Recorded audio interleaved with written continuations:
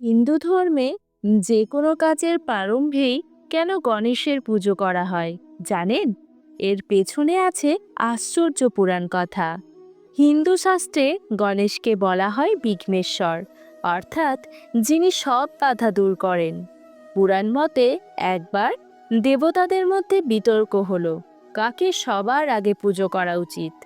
তখন মহাদেব বললেন, যে দেবতা বৃষ প্রদক্ষিণ করে প্রথমে ফিরে আসবে তাকেই সবার আগে পুজো করা হবে। কার্তিক তখন তার বাহন ময়ূরে চেপে দৌড়ে গেলেন পৃথিবী প্রদক্ষিণ করতে, কিন্তু গণেশ তার ছোট বাহন ইঁদুর নিয়ে যেতে পারলেন না।